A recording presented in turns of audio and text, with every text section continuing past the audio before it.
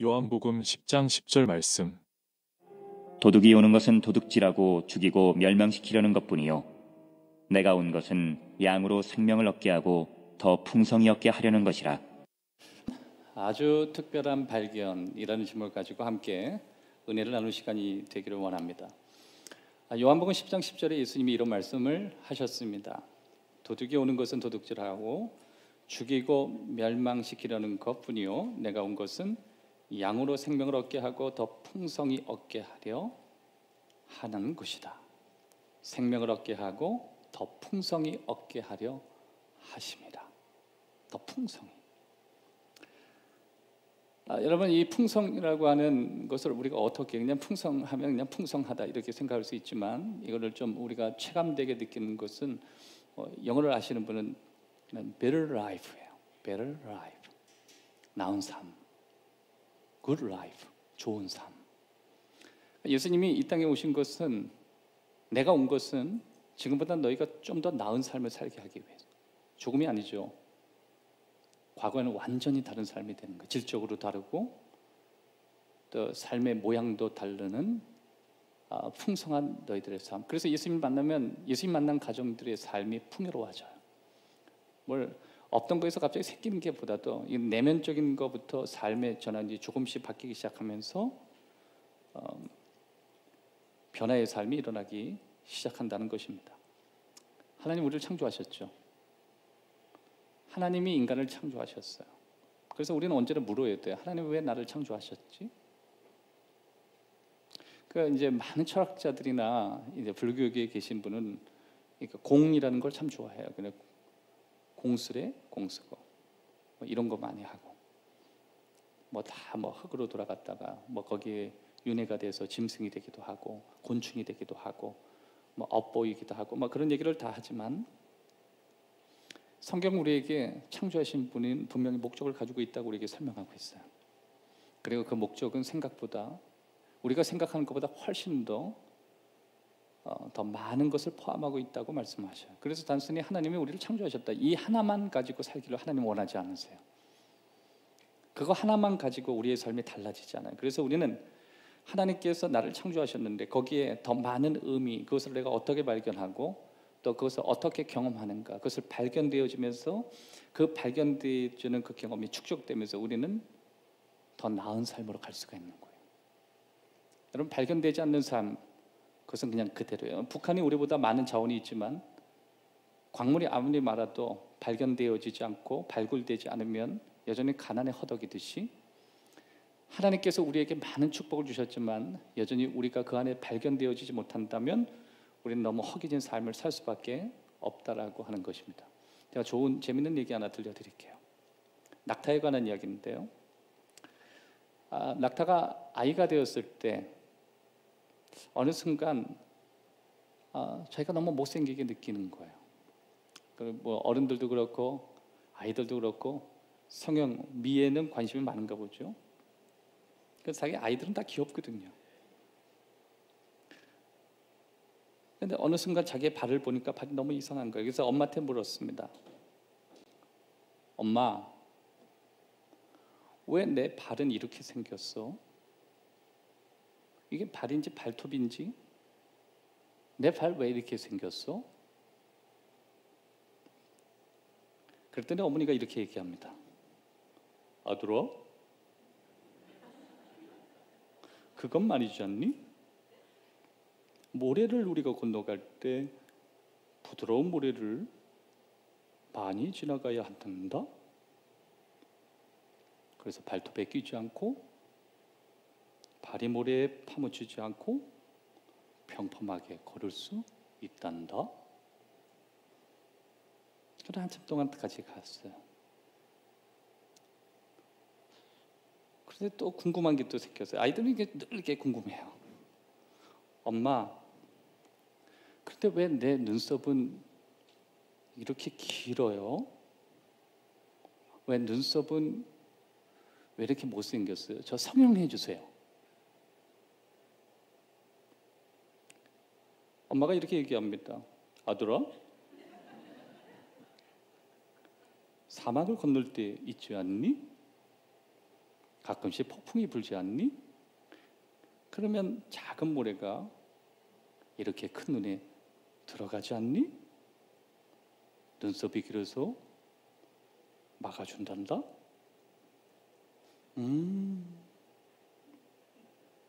몇 분 후에 또 궁금해졌습니다. 엄마, 그런데 왜 제 등은 혹이 자시 이렇게 올라와요? 친구들이 괴물 같대요. 몇 분의 엄마가 다시 이렇게 얘기합니다. 아들아, 그건 말이지 않니? 괴물이 아니고 우리가 먼 길을 가기 위해서 담는 영양 창고란다.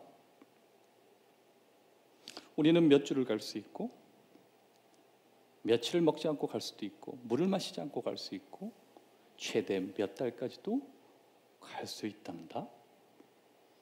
다른 짐승은 며칠을 음식을 먹지 않으면 쓰러져서 사막에서 죽지만 아들아, 우리는 몇 달이고 갈 수 있단다.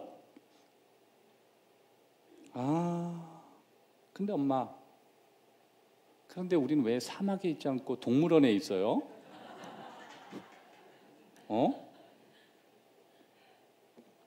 여러분, 제가 무슨 말씀을 여러분과 이렇게 조금 이렇게 하는 것이 혹시 아세요? 그렇게 사막을 거닐 수 있는 최적의 몸을 하나님이 주셨고 또 그렇게 거닐 수 있는 능력도 주셨는데 그들이 동물원에 있다는 사실은 아무런 필요 없는 조건이 된다는 거예요. 여러분은 하나님의 자녀인데 왜 그렇게 사시죠? 여러분 하나님의 자녀라고 하시는데 왜 이런 모습으로 살고 왜 그런 형태로 살고 왜 그런 모양으로 사시죠? 하나님은 여러분에게 모든 걸 주셨습니다. 하나님은 여러분을 우연히 만든 분이 아니시라 목적을 갖고 만드시고 하나님은 여러분을 향해서 계획을 가지고 계십니다. 옆에 있는 분하고 인사합시다. 하나님은 성도님을 향해서 계획을 가지고 계십니다.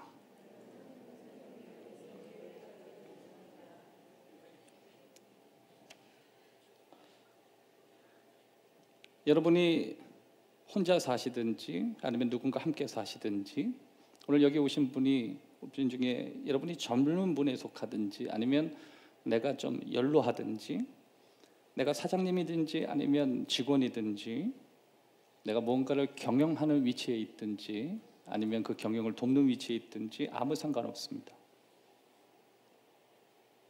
내가 이 땅에서 살아가는 내 삶의 모습과는 전혀 상관없이 하나님은 그냥 태어날 때 우리를 그렇게 만드셨습니다. 그걸 창조라고 해요. 창조.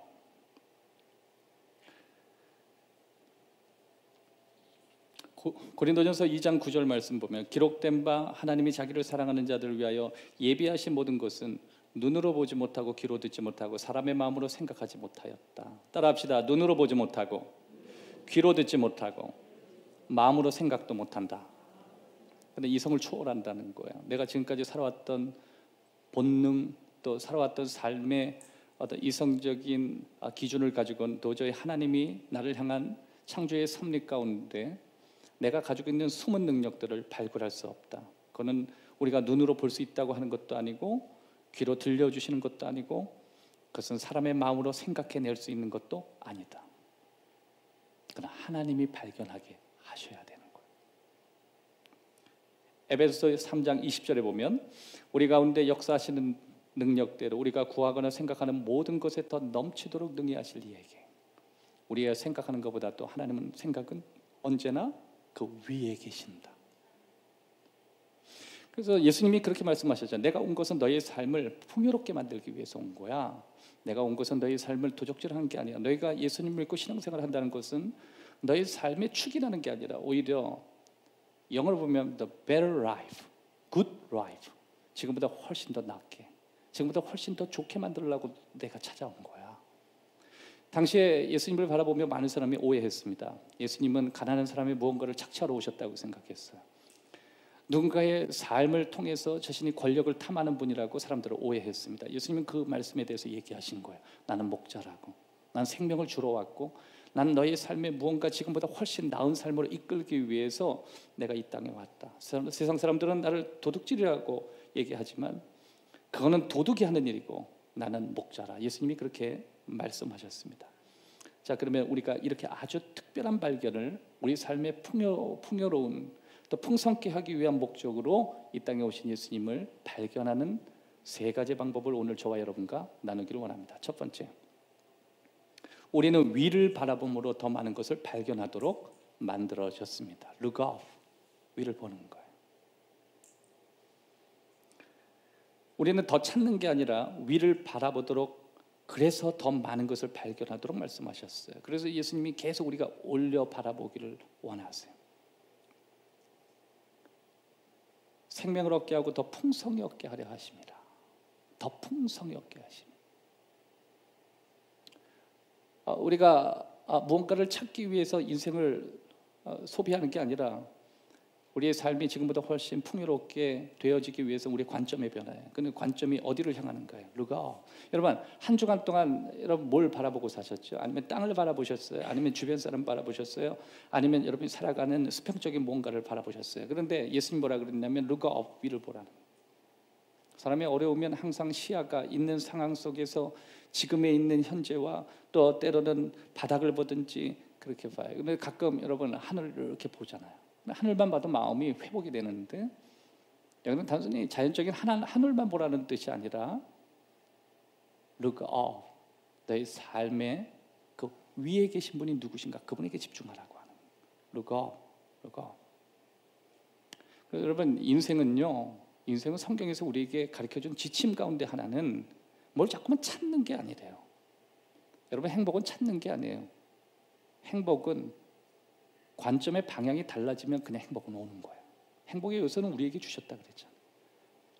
예수님이 지금 이 말씀을 하고 이 말씀을 듣는 3분의 2 이상이 경제적으로 가난하고 극빈자들이었어요.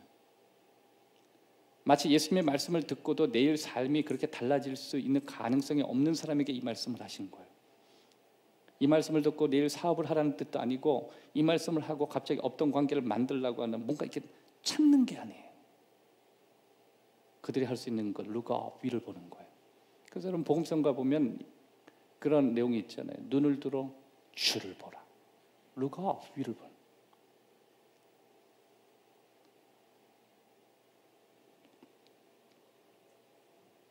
내가 온 것은 더 풍성한 삶을 위해서. 우리 예수님 보는 거예요. 여러분, 이 풍성하다는 의미가 무슨 개념을 가지고 있냐면 흘러넘쳐서 채워진다. 흘러넘쳐서 채워진다.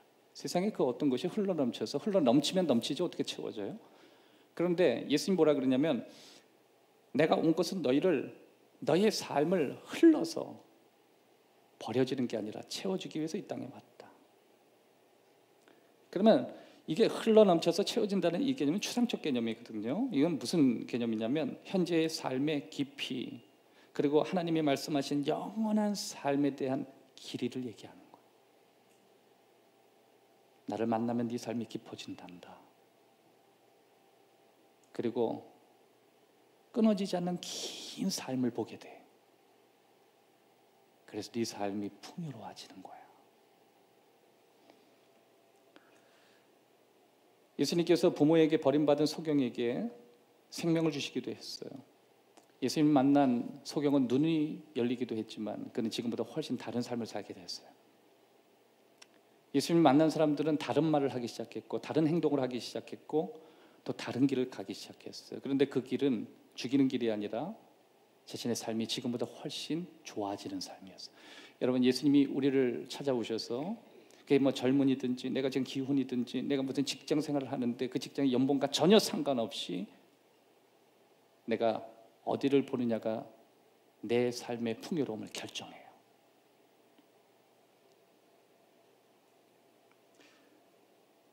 더 나은 삶을 어떻게 발견할 것인가, 더 나은 삶을 내가 어떻게 경험할 것인가, 이것이 우리에게 중요한 거예요. 어떻게 경험해요? Look up, 위를 봐라. 눈을 들어 주를 보라. 위를 보는 거. 우리가 보통 찬송할 때도 이런 고백, 하잖아요. 복음성가도. 좋으신 하나님, 좋으신 하나님, 참 좋으신 나의 하나님. 루가 위에 계신 분. 하나님 위에 계신다. 여러분 좋은 거 다 위에 있습니다. 땅에 있는 거 썩는다 그러잖아요. 그걸 알면서도 우린 그렇게 살아요. 좋은 거 다 위에 있어. 위 좀 보세요. 우리 천장 보지 말고 바깥 나가서 한번 봅시다. 네? 너무 땅만 보지 말고. 요새는 여러분 가을이라서 얼마나 하늘이 이뻐요. 그죠? 하늘만 봐도 너무너무 예뻐요. 구름이 막 조각 같아. 삶이 힘들다 보니까, 삶이 편리해지다 보니까 우리는 그냥 눈앞에 있는 것만 바라보고 살지만 사실 우리의 삶의 첫 번째 원칙은 우리의 관점의 변화거든요. 루가. 가정이 평안한 데를 보면요, 뭘 가져서 평안하지 않아요. 여러분 지금 우리 주위에 보면 그렇게 많이 가졌는데도 불행하잖아요. 또 반대로 그렇게 없는데도 행복하잖아요. 성경은 우리에게 그렇게 설명하거든요. 생선이 넘치는 가정에도 다툼이 있을 수 있지만 마른 떡 하나 가지고도 행복한 가정이 있더라. 그 여러분의 가정 아니에요? 제가 이 말씀할 때 아마 그럴 거예요. 목사님 감사합니다. 그렇게 하도록 하겠습니다. 골로새서 1장 16절 말씀에 만물이 그에게서 창조되되 하늘과 땅에서 보이는 것들과 보이지 않는 것들과 혹은 왕권들이나 주권들이나 통치자들과 권세들이나 만물이 다 그로 말미암고 그로 말미암아 창조되었다. 여기는 만물이라고 하는 게 영어 여러분이 성경을 찾아보면 everything 이렇게 되어 있어요. everything. 그냥 모든 것이라고 되어 있어요. 그러니까 뒤쪽에 창조라는 말이 나오니까 만물로 번역한 것뿐이에요. 근데 앞에도 만물, 뒤에도 만물. 영어는 같아요. everything. 모든 것. 근데 뒤쪽에 만물은 어떤 내용이냐면 우리 삶의 현재 벌어지는 삶의 현실을 얘기하는 거예요. 얼마 전에 엘리자베스 2세가 죽었죠. 그가 가지고 있는 게 뭐예요? 잉글랜드 왕권 안에. 우리가 볼 때는 자기의 잘남으로 자신의 가문에서 이루어진 것 같지만 그것도 다 그분 안에서 나왔다. 혹은 왕권들이나 주권들이나 통치자들이나 권세들이나 모든 것이 다 그분으로부터 나왔고 그분으로부터 창조됐다. 그다음 창조가 뭐예요? 시작이에요. 시작은 언제나 그분 안에서 시작되는 거예요. 여러분 신앙생활은 내가 오늘 결정해서 시작되는 게 아니에요. 내가 오늘부터 한번 해보기로 해서 그거 아니에요. 그분 안에서 시작되는 거예요. 여러분 여러분의 삶의 진짜 시작은요 예수님 안에서의 관계 회복에서 시작되는 거예요. 하나님과의 관계에서 시작되는 거예요. 그게 여러분의 가정 안에서 어느 날 무릎을 꿇는 여러분의 모습일 수 있고 어느 순간 여러분이 기도하고 새롭게 살기로 결정하는 여러분의 삶의 모습일 수 있어요. 지난주에 우리 협력교회라고 찾아오신 귀한 집사님, 그 집사님이 돌아가시면서 저한테 성경책 한 권을 부탁하더라고요. 그래서 그곳에 가셔서 성경책을 사실 왜 저한테 부탁을 하십니까? 목사님 제가 이번에 한국 오면서 보통 이렇게 오면은 참 돈 많이 쓰고 주위에 있는 사람들과 어울리다가 한 풀고 돌아가는데 이번엔 그런 친구들 다 끊었습니다. 어머니가 85세인데 어머니 살아생전 밥을 지어드리면서 또 뭐 언제 또 다시 만날 줄 모르니까 또 85세 어머니한테 어머니 이제 저 갑니다. 그러니까 어머니도 우시고 자식도 울었다 그러더라고요. 그러면 가면서 하나 마음은 너무 좋더래요. 그건 뭐냐면 항상 한국에 들어오면은 세상 친구들 다 만나고 돈은 돈대로 쓰고 돌아갈 때는 허한 마음으로 찝찝한 마음으로 돌아가는데 이번에는 그런 거 안 하고 아무도 만나지 않았대. 미국에서 가져온 돈 하나도 쓰지 않았대. 돈을 보여주는데 5만 원권으로 이렇게 두꺼워요. 제가 장로님한테 물었어요. 이 정도 돈인데 근데 500만 원입니다. 그러시더라고요. 네. 근데 그 집사님이 600만 원이라고 말씀하시더라고요. 안타까웠어요. 왜냐하면 지갑이 무거워 보여서 그대로 저한테 옮겨드리면 제가 그걸 그대로 받을 수 있었는데 그대로 가져가셨어요. 그래서 친구 목사한테 전화했습니다. 그 집사님 현금 너무 무거워 보이니까 가서 꼭 목사님 지갑으로 옮겨 실으라고. 여러분 농담인지 아시죠? 간만에 처음 오셨다가 막 시험으로 목사가 역시 돈 밝히더라고요. 아, 저를 목사 참 지난주에 은혜 받았는데 점점 갈수록 진해져. 막 이렇게 얘기.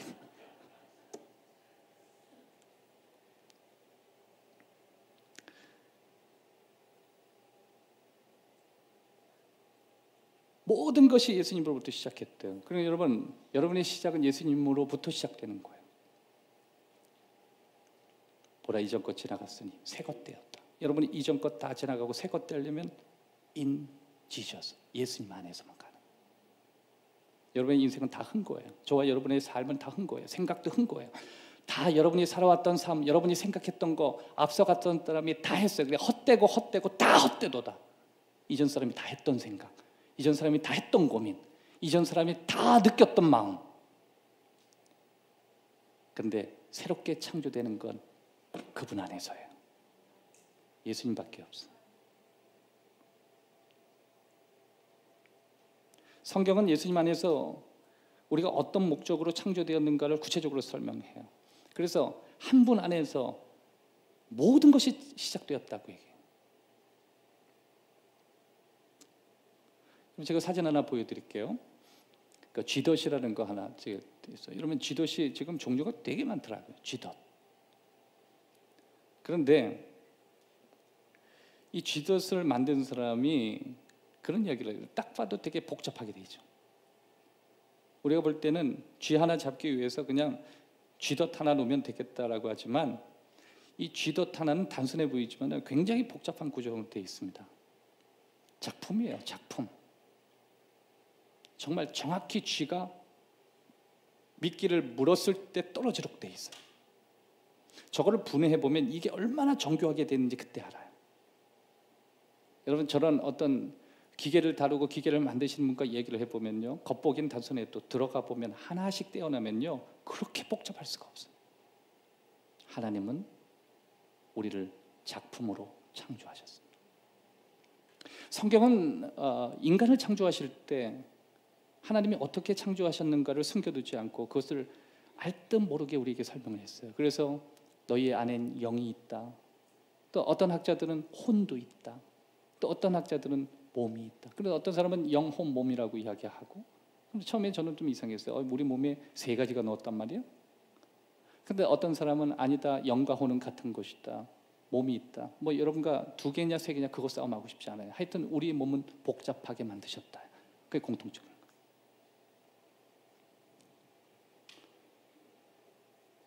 그 뜻은 뭐냐면 하나님이 우리를 창조하실 때 지적으로 만드셨다는 거예요. 하나님은 우리를 인텔리전하게 만들었어요. 그래서 사람은 지식이 들어가면 그렇게 행복한 거예요. 뭔가 알아가면 바뀌는 거예요. 뭔가 알아야지 변화되는 거예요. 왜냐하면 하나님이 인간을 지적으로 설계하셨기 때문에 그런 거예요. 그래서 인간은 끊임없이 지적인 걸 탐구해요. 왜냐하면 하나님을 닮았기 때문에 그렇습니다. 쥐덫은 우연히 만들어진 게 아니에요. 쥐를 잡기 위해서 만든 거예요. 사람은 우연히 만들어지지 않아요. 하나님이 가지고 계신 플랜이 있었어요. 하나님은 저와 여러분을 우연히 만들지 않고 우연히 구원하지도 않고 우연히 저와 여러분을 선택하지도 않았어요. 하나님은 계획이 있어요. 목적이 있어요. 그래서 많은 목사님들이 이렇게 얘기하는 거예요. 하나님은 당신을 향한 계획을 가지고 계십니다. 저렇게 쥐덫 하나도 목적이 있다면 왜 하나님이 저와 여러분을 만드셨을 때 목적이 없겠느냐예요. 그걸 발견하는 순간 삶은 달라지는 거예요. 어떤 사람은 그걸 발견해요. 그래서 소수가 그걸 발견해요. 마치 그것을 대륙을 발견하듯이 그것을 발견한 사람은 삶이 막 달라지기 시작해요. 가정을 막 바꾸기 시작해요. 그 사람이 들어가는 순간 직장도 막 바뀌기 시작해요.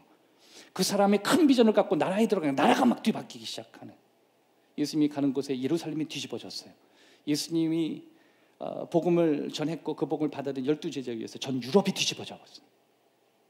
대한민국에 하나님의 복음을 들었던 최초의 그 아무것도 모르던 쌍놈과 같은 모습을 갖고 살았던 사람이 그 복음을 들고 나아갔을 때 가정과 가문과 이 민족이 바뀌고 때로는 없던 곳에 병원이 세워지기도 하고 학교를 세우기도 하고 자신의 목적을 끊임없이 찾아가요. 여러분, 각 지역마다 선교사님이 가서 세우지 않는 데가 없어요. 전라도에 가보면 기독병원이라는 데가 있는데 참 거기도 다 선교사님이 세우신 거예요. 서울에 가면 세브란스 병원도 다 선교사님이 세웠어요. 여러분 기독교가 가는 곳마다 하나님이 자신을 부르신 또 다른 목적을 발견한 사람이 한 걸음 더 적극적으로 나갈 때 가는 곳마다 바뀌고 새로워졌어요. 오늘 이 아침에 저와 여러분에게 평상시에 느끼지 못하는 그 무언가가 좀 더 발견되어지는 축복이 있기를 주의 이름으로 축원합니다. 사도 바울은 에베소 2장 10절에 이렇게 설명하고 있습니다. 우리는 그가 만드신 바라. 여기서 만드신 바라라고 하는 이 문장은 마스터피스라고 돼 있어요. 마스터피스. 마스터피스라고 하는 건 뭐냐면 작품이다 뜻이에요. 이게 이제 그리스 말이에요. 그리스 말인데 영어로 트랜스돼서 그냥 마스터피스라고 영어로 나와요. 근데 이게 원래 그리스 말이에요. 하나님 우리 작품이라는 거예요. 하나님 우리를 작품처럼 만들었다는 거예요. 근데 만드신 목적이 있대요. 선한 일이 있다. 뭔가 하나님이 나를 향해서 선한 일이 있구나. 하나님 무언가 나를 위해서 선한 일 때문에 만들었다. 여러분 우리 자녀들이 자라가는 과정 안에 아이들의 모든 삶을 위해서 부모가 끼어들도록 만들어 주셨어요.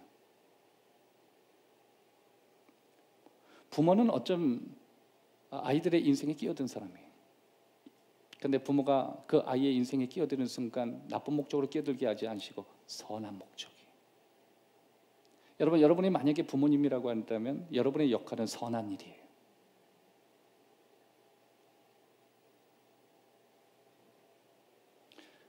그래서 많은 아이들이 아무것도 모를 때, 아무런 지식도, 아무런 개념도 없을 때 정말 좋은 부모를 만나면 그 자녀의 선한 일을 돕기 위해서 그들이 아이의 인생에 끼어들어가기 시작합니다. 하나님은 오래전에 그런 걸 계획하셨거든요. 그러니까 혹은 여러분의 부모님은 저와 여러분을 향한 계획이 없을 수 있죠. 아무 생각 없는 부모님이 있을 수 있어요. 그러나 어떤 부모님은 반드시 생각을 가지고 있습니다. 부모님은 생각을 안 할 수 있겠죠. 그런데 하나님은 생각을 하세요. 가끔 이런 연예인들 이렇게 보면 아버지와 어머니 나이 차가 너무 나는 분이에요. 여러분 그거 어떻게 생각하나요? 저는 그분들을 비판하고 싶지 않지만 한 가지 좀 고려해야 될 게 있어요. 아이가 태어났을 때 자신의 아버지가 할아버지라는 걸 어떻게 받아들일 거예요? 정말 플랜이 없는 거예요. 엔조이만 있고 플랜이 없는 거예요. 아이가 태어났는데 자신의 아버지와 만나는 날이 너무 짧아지는 거예요. 여러분 제가 심심해서 집에서 책을 좀 보는데 책의 맨 끝에 그 아티클 글이 마음에 되게 울림이 있더라고요. 그 일본 작가가 쓴 책이었는데 그 끝에 뭐라고 썼냐면 왜 막내가 애처로운가요? 막내가 애처로운 것은 막내기 때문이 아니라 자신을 낳아준 부모와 가장 짧게 만나기 때문이다. 이렇게 한 글이 나오네요. 그게 막 맴돌아요. 그 다음부터 우리 집에 막내가 있거든. 불쌍해 보여요. 나와 가장 짧게 만나는구나. 여러분 가정에 막내 있습니까? 막내를 볼 때요, 늦둥이기 때문에 막내이기 때문에 불쌍한 게 아니에요. 내 인생의 선한 일을 위해 끼어든 부모와 가장 짧게 만나는 사람들. 오늘부터 여러분 생각 바꾸십시오. 막내 있으면 야 물 떠와, 야 쓰레기 버리고 와. 왜 나만 시켜 그런다고. 저게 막내가 어디에서. 여러분은 선한 일이 아니라 악한 일인 거예요. 하나님은 누군가 인생에 여러분이 끼어들기를 바래요. 여러분 가정에 막내가 있는 사람도 있으면 축복하십시오. 여러분이 잘 되는 것은 그들 잘 되기 위해서 축복하십시오. 또 그들의 그 은혜가 여러분에게 흐르기를 주의 이름으로 축원합니다. 그래서 제가 아이들 불렀어요. 너희들 잘 되면 저 걸어가도 불쌍해 보이는 거 제가 무조건 잘해줘라. 제가 잘했던 못했던 너희들 잘 돼서 쟤는 무조건 도와줘라. 그 말은 괜히 막내가 얘네보다는 좀 안 될 것 같은 생각이 들어요. 근데 같이 모여보니까 아니라고 제일 잘 될 거라고 축복한다고. 여러분 여기에서 내 신앙이 막내같이 느껴지시는 분 있죠? 여러분에게 가장 큰 축복과 가장 따뜻함과 가장 큰 위로가 있기를 주의 이름으로 축원합니다. 여러분 저는 여러분의 부모가 저와 여러분을 어떤 생각을 갖고 이 땅에 나오게 했고 또 어떤 계획을 가지고 있는지 잘 모르겠어요. 전 그걸 말할 수는 없지만 중요한 것은 그분의 어떤 생각이나 그분이 어떤 계획을 갖고 저와 여러분을 낳게 했다고 말할 수는 없겠지만 제가 분명히 여러분에게 말할 수 있는 내용 하나는 있어요.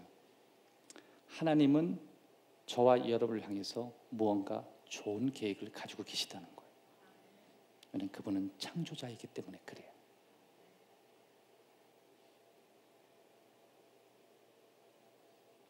하나님은 결코 목적 없이 아무것도 창조한 적이 없어요. 하나님 목적을 갖고 그 목적은 늘 선했대요. 그래서 여러분 하나님 오해하지 맙시다. 내 상황이 복잡하고 내가 너무 힘들고 살아왔던 인생이 어두워도 인간을 창조하고 저렇게 복잡한 구조를 만들고 그렇게 저렇게 복잡한 구조를 만들면서까지 나를 저주할 리는 없는 거예요. 여러분 가정을 너무 사랑하시는 거예요. 여러분 자녀를 너무 사랑하시는 거예요. 오늘 여러분들이 한 주간 어떻게 살았고 지난 한 달 어떻게 살았고 지금 계속 어떻게 살지는 잘 모르겠지만 주변 사람이 여러분을 보는 것보다도 하나님은 저와 여러분을 바라보는 관점은 선한 일이라는 거예요. 그래서 저와 여러분이 지난 한 주간도 그렇고 앞으로도 그렇고 여러분 자녀도 그렇고 여러분의 사업장에도 중간에 끼어드는 사람이 선한 일들이 많이 일어나서 합력하여 선을 이루기를 주의 이름으로 축원합니다. 그걸 바로 하나님 발견해 가는 거예요. 야, 하나님이 내 인생을 향해서 선한 일을 이렇게 준비하셨구나. 때는 아이를 통해서 발견해요. 때는 직장에서 발견해요. 때로는 여러 가지 맺어가는 관계를 통해서 발견해요. 근데 그게 어떻게 발견해요? 르가 주님 바라볼 때 그걸 깨닫게 되는 거예요. 사실 여러분 이 사실이 저와 여러분에게 정말 가지고 있는 더 많은 것을 얻고 싶은 갈증과 배고픔에 관련해서 저와 여러분에게 용기가 되기를 바라요.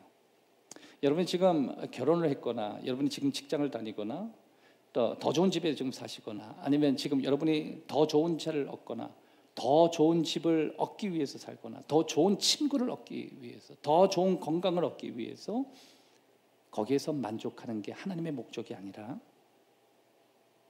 단순히 그것을 추구하려고 하는 것은 저와 여러분이 더 목마르고 더 굶주렸기 때문에 거기에 대한 갈망으로 그렇게 하는 거예요.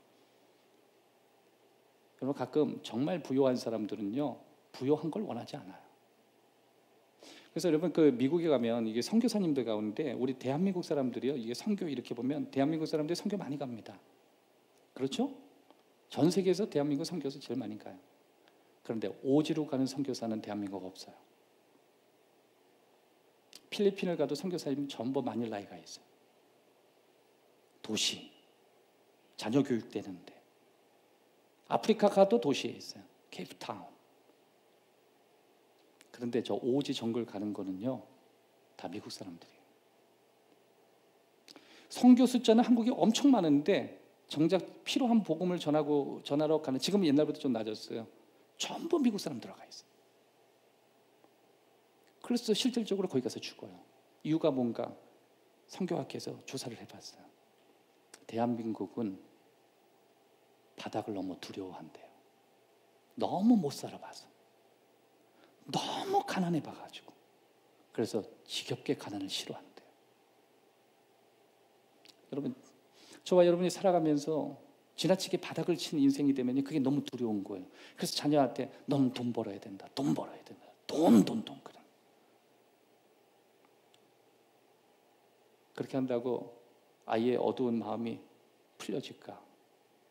평생에 공부했던 게 한이 되니까 넌 공부해야 된다. 공부해야 된다.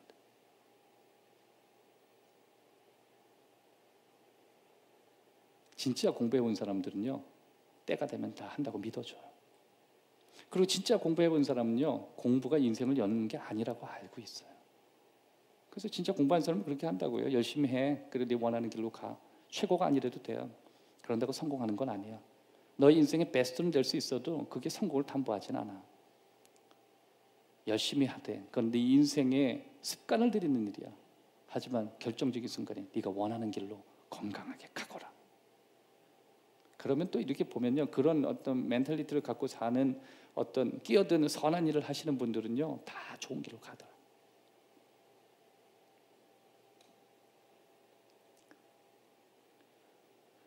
여러분 우리는 너무 목마르거든요. 너무 굶주려요. 그래서 여러분 내가 지나치게 어릴 때 너무 가난했거나 뭔가 누구에게 뭔가 목마름이 있었으면 여러분 상태를 잘 봐야 돼요. 그리고 여러분이 자꾸만 그쪽으로 향하는 것에서 막고 위를 봐야 돼요. 누가? 위를 봐야 돼요. 하나님 자꾸 보려고 해야 돼요. 자꾸만 아래 것 보지 말고. 어떤 분이 그런 얘기 하더라고요. 30년 동안 내 인생 버려가지고 하나 건진 게 화장실 하나 늘리는 거래요. 30년 투자해서. 30년 투자해서 내 인생에 잘한 게 화장실 하나 늘었대요. 신앙까지 포기했는데.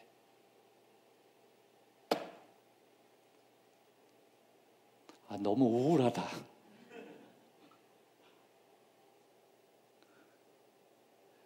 예수님이 누구든지 이렇게 말씀하셨습니다. 누구든지 목마르거든 내게로 와서 마셔라. 따라합시다. 누구든지 목마르거든 내게로 와서 마셔라. 이 말은요, 물 주시겠다는 뜻이 아니라 깊은 초대를 해주겠다는 거예요. 깊은 초대. 여러분, 우리 주위에 가진 것 없고 남들보다 덜 성공하고 배운 것도 많지 않아도 깊은 축복을 받고 마음이 평안한 사람이 주위에 얼마나 많은지 몰라요. 아무리 내가 이렇게 성공하고 내 자식이 성공하고 내 주위가 성공했다고 자랑을 해도 거기에 끄떡없는 사람들 얼마나 많은지 몰라요. 그냥 살아가는 게 은혜라고 고백하는 사람이, 그 단단한 내면을 갖고 사는 사람이 얼마나 많은지 몰라요. 두 번째, 우리는 내면을 들여다봄으로써 더 많은 것을 발견하도록 창조되었습니다. 룩인, 안을 들여다봐야 돼요. 내 안. 다시 한번 요한복음 10장 10절에 보면 도둑이 오는 것은 도둑질하고 죽이고 멸망시키려는 것뿐이요 내가 온 것은 생명을 얻게 하고. 자, 도둑은 뭐 하러 오죠? 겉에 있는 걸 가지러 가죠. 그런데 예수님은 뭐라고 얘기해요? 도둑이 가져갈 수 없는 그 무언가가 안에 있다. 그거는 그들이 가져갈 수 없다. 세상에 우리의 인생 도둑질하는 사람이 얼마나 많아요.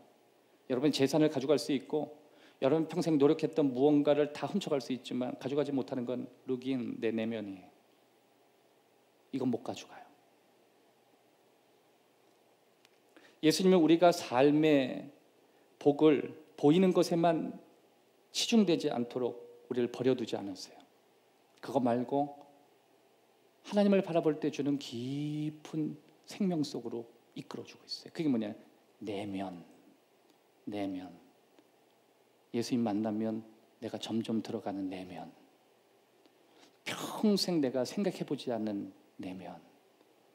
평생 내가 돈 벌어서 좋은 차 타고 좋은 음식을 먹고 좋은 집에 살고 평생 겉에 있는 외형적인만 추구하다가 예수님 만나고 나서는 룩인, 내 안을 들여다보기 시작해요.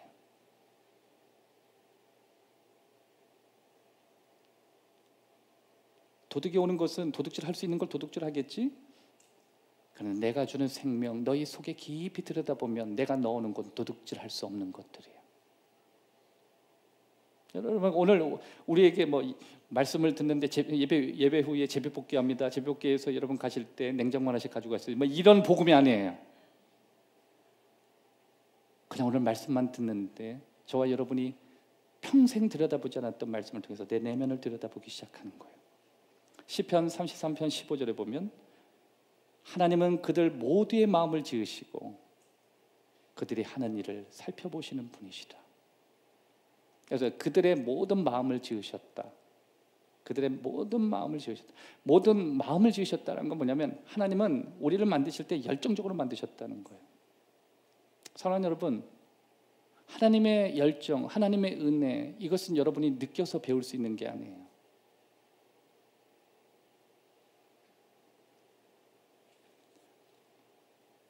하나님께서 우리를 만드신 모습은 5가지예요. 그것은 우리의 내면에서 발견되어지는 생명이에요. 이것을 발견하는 게 지금보다 훨씬 더 나은 삶을 살 수 있는 거예요. 그 5가지를 저희가 설명하겠습니다. 첫 번째, 영적인 선물을 발견하는 거예요. 룩인, 하나님 만나고 나서 내 안에 영적으로 하나님이 주신 선물이 있다는 것을 알게 돼요. 그 선물들을 알게 돼요. 이거는 깊은 능력이에요. 여러분 생각보다 저와 여러분 영적인 사람이라는 거 알고 계세요? 우리 안에 들여다보면 깊은 하나님의 영적인 은사들, 은혜들, 하나님이 주신 하나님과 교류하기 위해서 내가 하나님과 만났을 때 터져 나오는 영적인 선물들, 그게 능력처럼 잠재되어 있다는 거 여러분 알고 계세요? 그건 우리가 평상시에 몰라요. 죽을 때까지 몰라요. 그래서 우리는 하나님의 말씀을 통해서 이해하기 시작하는 거예요. 여러분, 북한에 그 엄청난 광물이 있다는 거 어떻게 알았어요? 저 이스라엘의 사해 바다 밑에 정말 초광물들이 깔려 있다는 걸 어떻게 알았어요? 어떤 사람은 아무것도 모르고 주변에 살다가 가는 사람도 있어요. 근데 어떤 사람은 거기에서 여러 가지 데이터와 가지고 있는 기준을 통해서 들어가 보니까 그건 엄청난 인류에 도움이 되는 거였어요. 루긴, 말씀을 통해서 내 안을 들여다볼 수 있는 시간이 되는 거예요. 두 번째, 마음이에요. 내 내면 안에 하나님의 마음을 보여주시는 거예요. 여러분, 이 마음은 패션이에요. 열정이에요. 여러분의 마음을, 이 안에 마음이 있다는 걸 어떻게 알기 시작하냐면, 내가 뭔가 어떤 사건과 어떤 일을 만났을 때 뜨거움이 생기는 거예요. 뭔가 하려고 하는 열정이 생기는 거예요. 그때 heart, 내 마음이 있다는 걸 알게 돼요. 여러분, 마음이 공허하다는 건 여러분의 마음속에 열정이 사라졌다는 거예요. 저와 여러분의 열정이 있다는 뜻은 마음이 있다는 걸 가르쳐 주는 거예요. 여러분 말씀을 들을 때 여러분의 마음이 뜨겁지 않느냐? 이거는 여러분의 마음에 열정이 일어나고 있다는 거예요. 하나님의 말씀은 여러분의 마음 안에 들어가는 거예요. 하나님의 말씀이 여러분 안에 들어가서 살고자 하는 열정이 막 회복되기 시작하는 거예요. 이렇게 사는 게 맞다는 생각이 막 들기 시작하는 거예요. 마음 없이 살아가는 사람들에게 뜨거움을 보여주기 시작하는 거예요. 세상 사람들은 좋은 집을 사고 좋은 차를 사고 여기에 자기의 마음이 열정이라고 생각했다가 아무것도 아니라는 사실을 발견해요. 가지고 있던 돈이 사라질 때 그들의 마음도 사라져버려요. 이건 열정이 아니에요. 그런데 하나님을 믿고 나서 그런 것이 다 도둑질하여 한다 할지라도 사라지지 않는 뜨거움이 있어요. 어떤 사람은 믿음이 얼마나 뜨거우냐면 자기가 죽어가는데도 죽음을 개의치 않고 웃으면서 그 길 가더라고요. 자기 뜨거움이 있대요. 세 번째, 능력이에요. 이건 타고난 재능이에요. 하나님께서는 저와 여러분이 이 땅에 태어나는 순간 세상을 살으라고 주시는 능력을 주셨습니다. ability야. 하나님 중심 주셨어요. 예수를 믿건 믿지 않건 하나님이 인간을 창조하실 때 기본적으로 살아갈 수 있고 나를 지킬 수 있는 능력을 주신 거예요. 그걸 발견하는 거예요. 그런데 내면에서 발견하는 거예요. 네 번째, 인격이에요. 내 안에 인격이라고 있다는 사실을 발견해요. 그때 우리는 깨달아요. 우리의 내면을 지으신 분이 계시구나. 다섯 번째, 경험이에요. 우리는 세상에 살아가면서 내 안에 정말 많은 경험들을 하면서 다양한 경험을 하면서 내게 주신 하나님의 선물들을 발견해요. 동시에 우리는 영적인 경험들을 해가기 시작하는 거예요. 여러분, 저는 여러분이 살아가는 삶의 제한된 시간 가운데 여러분에게 주어진 자연적인 경험, 여러분에게 주어진 인간관계의 아름다운 경험, 여러분이 삶의 스토리들이 많아지기를 바라요. 그런데 거기만 치우치지 않고 여러분에게 영적인 경험들이 많아지기를 바라요. 경험을 통해서 우리의 내면을 발견할 수 있어요. 그때 우리는 풍요로워져요. 훨씬 더 풍성해져요. 하나님은 우리를 각각의 모습으로 창조하셨다고 말씀하셨어요. 그 각각의 모습으로 창조하셨다는 것은 각각 여러분의 내면을 만드셨다는 거예요. 그런데 저와 여러분이 예수님을 만나는 순간 우리의 내면을 다 발견하게 돼요. 그래서 사람은 자기의 내면 속에 하나님이 넣어주신 영적인 선물, 영적인 마음, 여러분의 능력, 여러분의 인격, 여러분의 경험들을 다 깨닫게 하시는 거예요. 그거는 이전과 같은 모습을 가지고 있지만 전혀 다른 사람이에요. 내면에 전혀 다른 걸 가지고 사는 거예요. 그래서 여러분, 예수 믿는 사람들이 어느 순간 은혜 받고 나서 껍데기는 그 사람인데 전혀 다른 말을 하고 다른 개념을 갖고 어떤 사람은 와, 저 사람이 무식한 사람인가 할 정도로 사람을 헷갈리게 만들었던 게 예수님 제자들이에요. 네, 저 사람 출신은 아는데 저기는 학자가 나오는 게 아닌데 어떻게 저런 말을 해? 배운 적이 없는데 어떻게 저런 말을 해? 능력 없는 사람이 어떻게 저런 일을 해? 아, 저 사람은 내가 아는데 어떻게 예수님의 이름으로 안질병을 일으켜? 말 한마디로 3,000명을 어떻게 바꿔? 저게 어디서 온 거야? 그 사람은 껍데기의 과거였지만 전혀 다른 개념을 가지고 있어요. 예수님이 그 내면의 이 5가지를 다 발견시켰어요. 여러분, 저와 여러분들이 예수님 만나면 보여지는 변화보다도 보이지 않는 변화가 훨씬 많다는 거 알고 계세요? 그걸 발견하는 거예요. 아무리 죽었다 깨어나도 내가 내 자신을 발견할 수 없으니까 묵상을 하고 고민을 하고 자연을 보고 수만 가지 생각을 해도 언제나 우리의 한계가 있으니까 그럴 수밖에 없죠. 왜냐하면 하나님의 말씀을 통해서 우리가 이해하도록 설계하셨기 때문에 그런 거예요. 그래서 우리는 말씀을 떠날 수가 없는 거예요. 하나님이 우리를 창조하신 섭리, 하나님이 청리하신 계획 다 어디 있냐면 하나님 말씀 안에 있는 거예요. 그래서 우리는 가끔 하나님의 말씀을 조금 더 깊이 다룰 수 있는 사람에게 도움을 받는 거예요. 거기에 만족하지 않고 내 스스로 성경을 듣고 성경을 보기도 하고. 전 저와 여러분이 그런 것을 발견하면서 이전보다 전혀 다른 내적인 하나님의 공급이 있기를 주의 이름으로 축원합니다. 세 번째, 우리는 밖을 바라봄으로 더 많은 것을 발견할 수 있습니다. Look out. 밖을 바라봄으로. 밖을 바라봄.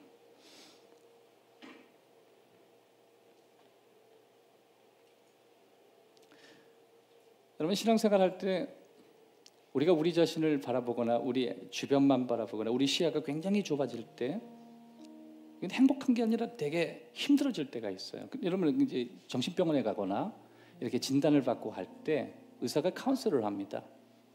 여러분 혹시 여기 우울증을 앓고 계시거나 우울증 약을 드실 때 처음에 상담을 할 땐 대화를 참 많이 해요. 처음부터 약 안 줍니다. 약은 추후에 주는 거예요. 근데 처음에 언제나 이게 늘 있어요.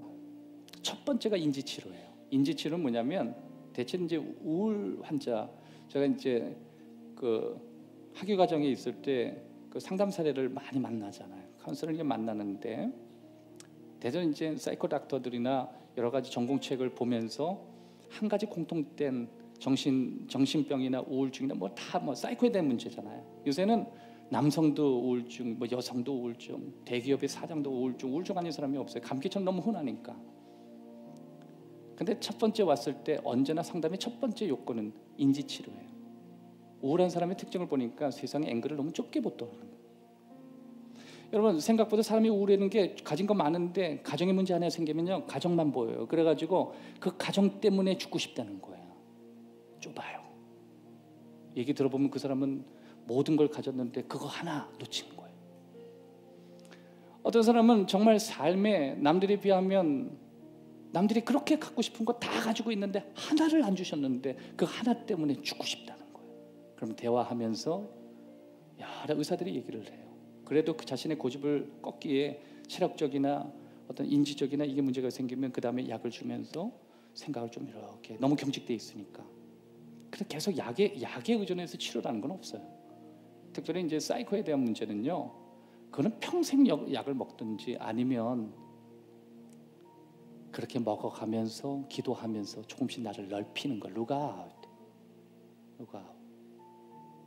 한 번 얘기를 하면 요만큼 열리고 두 번 만나면 이렇게 열리고 세 번 이렇게 열리고 그래서 사이코 닥터들은 자꾸만 다른 시야를 열어줘요.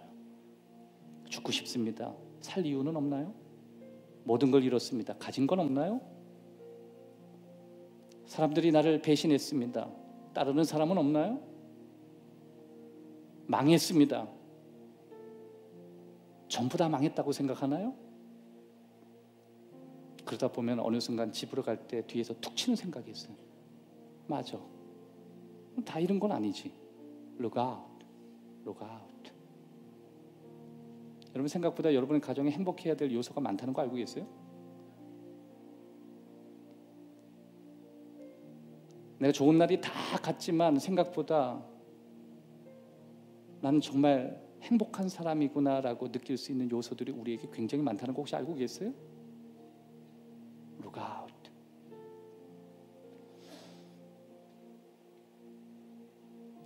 전 지금까지 어릴 때부터요. 제가 개인적으로 보면 이 상처가 되게 많은 것 같아요. 왜 그러냐면 여러분 알다시피 제가 늘 그 같은 얘기를 하도 많이 하니까 아실 거예요. 근데 저는 알바를 좀 많이 해봤어요. 안 해본 알바가 없어요. 생긴 거에 비해서 남들이 그러더라고요. 생긴 거는 정말 고생 하나도 안 해 보인다고. 전 하나님께 너무 감사합니다. 어떤 사람은 막 소문이 막 퍼져요. 옷도 깔끔히 입고 귀공자처럼 생겼다. 어떤 사람은 뭐라 그러냐면 아버지가 교회 지어주셨다. 아버님이 뭐 사장이더래, 회장이더래. 우리 아버지 망했다는 얘기 한번 들어본 적이 없어요. 저 생각보다 고생 많이 했습니다. 그러니까 여러분도 고생을 많이 했지만 제가 어르신들 고생하고는 비할 수 없지만 어릴 적에 그래도 스스로 공부도 하고 스스로 뭐 해보려고 하니까 다 삶이 힘들더라고요. 어릴 때 철이 드니까 뭐 부모님이나 주위한테 피해주고 싶지 않아서 알바라는 거 어릴 적부터 했어요. 제가 처음에 알바를 딱 언제부터 했냐면 저 청량리의 홍동 뒤쪽에 보면 경희대가 있거든요. 그 경희대에 앞에 분식점이 있습니다. 그 건너편에 KF가 있고 그 경희대 학생들이 와서 형들 오빠들이 다 떡볶이 먹어. 그때 떡볶이 종류가 난 떡볶이면 하나만 있으면 되는데 떡볶이 종류가 20개가 있었어요. 치즈 떡볶이, 라면 떡볶이, 짜장 떡볶이, 그냥 떡볶이, 뭐 뭔 떡볶이를 하는데 거기다가 막 적어야 돼. 근데 이거 적는 것도 아저씨가 싫어해요. 왜냐면 하도 테이블이 바꾸니까 알바생이 딱 가서 딱 불러주면요 한 테이블에 8가지 시키는 형들이 제일 싫었어. 그래서 처음에 갔는데 계속 했다가 딱 주문 들어오고 이만큼씩 가져가서 한 번씩 뭐 10명씩 둘러 앉잖아요. 그런데 전혀 다른 개념 뭐 시키지 않은 음식 막 나가니까 뭐 한두 번이니까 얘가 몰라서 그렇습니다. 요번에 들어왔습니다. 그런데 저는 이렇게 어지러우면 정리가 안 되는 스타일이거든. 나아지는 기미가 보지 않아요. 그러니까 아저씨가 그러더라고요. 그만 나가라고. 참 쓸쓸하게 나갔습니다. 저 굴하지 않았어요. 먹고 살아야 되니까. 그래서 이제 출두한 게 뭐 저희 광화문 쪽으로 간 거죠. 광화문 쪽에 가가지고 또 뭐 그 전에는 뭐 중간 생략하고 또 이제 신학교 때 신학도 해야 되고 등록금도 내야 되고 남들은 뭐 여기저기서 나온다 그러는데 아무것도 없어가지고 그래가지고 외국인이 운영하는 레스토랑을 갔어요. 양손에 6개의 접시를 들고 음식을 가득 채우고 외국인한테 하나씩 내려놓는 일을 해야 돼요. 갈 때는 또 이렇게 탁 들고 거의 낙타처럼 이렇게 잡고 갔어. 친구들이 응원한다고 신학교 친구들 전사님들이 와서 뭐 서전사님 화이팅, 뭐 보경이 화이팅 막 그래서 다 우쭐하다가 웨이터 옷 입고 거기에서 엎어버렸어요. 친구들 앞에서 멱살 잡고 끌려가서 이 새끼야 저 새끼 아유 정말 욕이 나오네 모르겠니 이놈아 저놈아 내가 들은 얘기가 갑자기 떠올라서 죄송합니다 막 그래 그날 쫓겼어요. 잘리고 나가다 보니까 이제 알바를 찾으니까 옆에 알바권 많잖아요. 광화문에 저기 쭉 있어. 그 옆으로 골목으로 쭉 들어가면 꽃집이 있습니다. 꽃집에 구한 데는 무조건 들어갔어요. 학생 할 줄 아나? 못하는데 배우겠습니다. 그래 배우면 되지. 그래서 했습니다. 거기는 이 현대건설의 이사들이나 직원들에게 꽃을 디스플레이하는 일이었어요. 여러분이 아마 아시는 홍서범이라고 하는 사람 그 사람의 형님이 운영하는 꽃집이었어요. 그래서 큰 프라이드를 갖고 막 했습니다. 근데 사장님이 저 맡기고 가는 바람에 리본도 엉망으로 매고 꽃도 이상하게 꽂고 직원 맞냐고 막 들고 와서 바꿔달라 그러고 리본 좀 보라 그러니까 제가 봐도 야 너무하다 싶은 걸 제가 묶었더라고요. 깔끔하게 나가라 그러시더라고요. 깔끔하게. 그래서 또 쫓겨나갔습니다. 그렇게 쫓겨나가서 어디로 가나 막 하다가 옆에 크라임 베이커리 파리바게트 같은 또 빵집으로 또 넘어갔어요. 빵집에서 또 빵 팔고 하니까 빵 안 맞아. 그래서 이제 빵도 또 잘리고. 야 그런 거 보면 제 마음의 열정이 보통이 아니었더라고요. 그리고 나서 광화문의 시청 쪽으로 딱 넘어가서 로저스 버거라고 하는 수제버거 집으로 갔습니다. 거기 가서 햄버거 주방장을 했습니다. 난 햄버거는 싸면 되는 줄 알았는데 거기에 또 양상치 뭐 갖게 들어가는 게 너무 많은 거예요. 햄버거를 시켰는데 엄한 걸 넣고 패티를 구웠는데 더 타고 덜 타고 소고기 냄새가 나요. 막 별얘기가 다 있었어요. 한 달 일하고 월급 받으면서 잘렸습니다. 우울하더라고요. 난 할 수 있는 게 도대체 뭔지 왜 나를 받아주는 게 없는 오죽하면 나중에 그 지방에 가면 돈 받아오는 것도 제가 해봤어요. 싸워서 받는 게 아니라 이미 얘기 끝내놓으면 가서 돈만 받아오면 된다 그랬죠. 다음에 보니까 SBS에 우리 회사가 나오더라고요. 이건 아니야. 하나님 계십니까? 하나님 정말 어디 계십니까? 이러고 어두운 밤을 많이 헤맸던 기억이 나요. 정말 할 게 없더라고요. 그래서 마지막에 간 곳이 목욕탕 청소였습니다. 여러분 목욕탕 청소 해보셨습니까? 저는 남탕에 들어가서 팬티 한 장 딱 걸치고 들어가서 바닥을 닦는데 밤 12시에 물을 한 번씩 바꿔주는데 이게 또 남탕과 여탕을 바꿔준다면서요.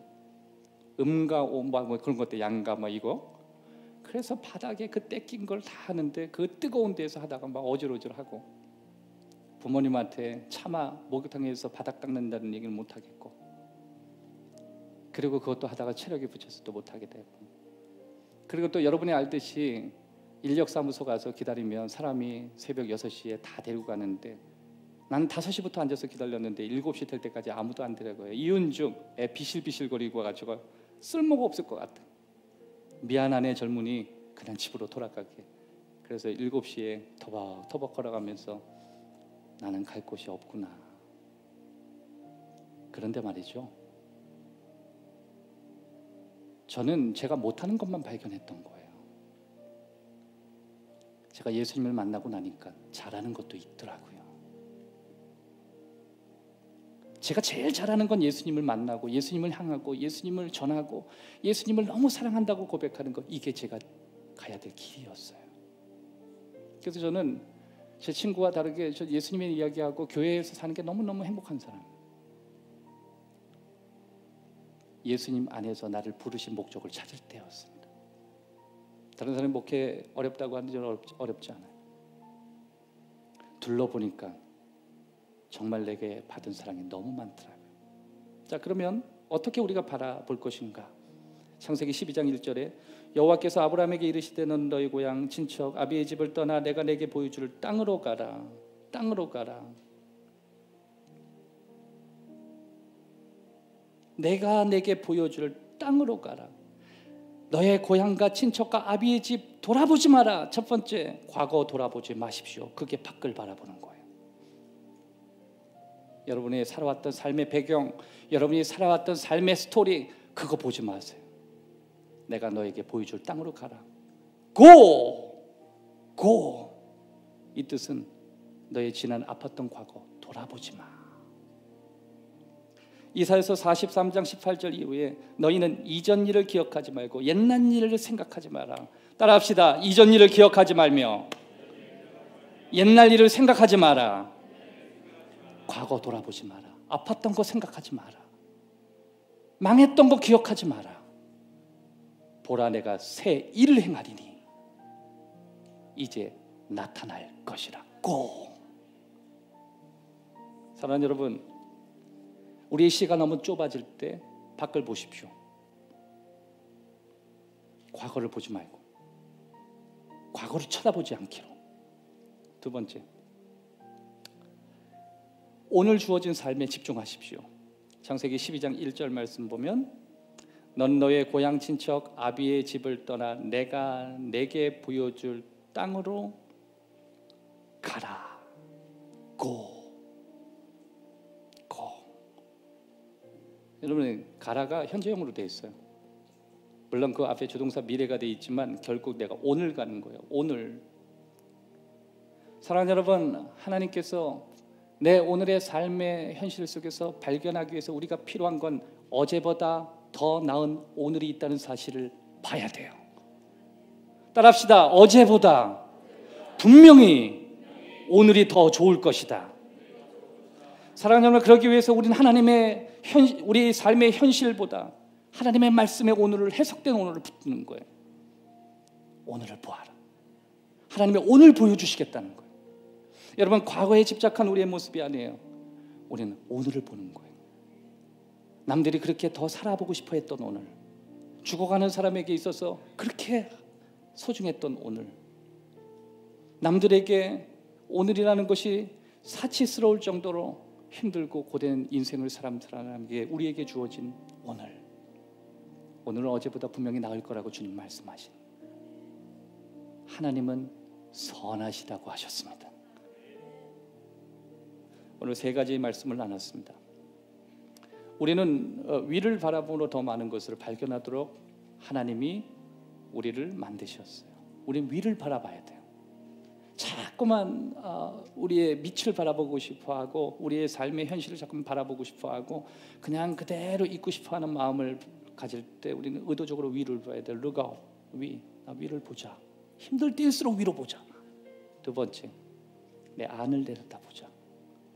내게는 세상 사람이 가지는 외형적인 건 아니고라도 내 안에 이 엄청난 이 5가지 영적인 선물, 열정, 능력, 남들이 어릴 때부터 가지고 있었다는 재능이 있다는 그런 것들, 인격, 경험들, 이거 찾아내자. 그리고 세 번째, 우리는 밖을 바라봄으로 더 많은 것을 발견할 수 있습니다. 이제 더 이상 과거 보지 말자. 잃어버렸던 거, 잊혀졌던 거, 상처받았던 거 그거 다 내려놓고 오히려 오늘 주어진 삶에 집중하고 살아계신 하나님, 내 평생 신실하신 주님을 찬양합니다. 삶의 수많은 이야기를 갖고 살지만 결국 우리의 인생 가운데 선하신 하나님의 손길이 우리 삶에 역사하시고 그리고 모든 것을 합력하여 선을 이루실 주님을 찬양합니다. 우리를 창조하시되 목적 없이 창조하지 않으시고 분명한 계획과 더 좋은 선한 일을 위하여 우리를 만드신 아버지를 찬양합니다. 오늘 혹이 이 자리에 찾아온 주님의 자녀들 가운데 오늘 부딪힘의 말씀이 있다면 그 말씀으로 모든 만물이 새롭게 시작되듯이 하나님 오늘 시작할 수 있는 용기가 부어지기를 기도합니다. 예수 그리스도의 이름으로 기도하옵나이다.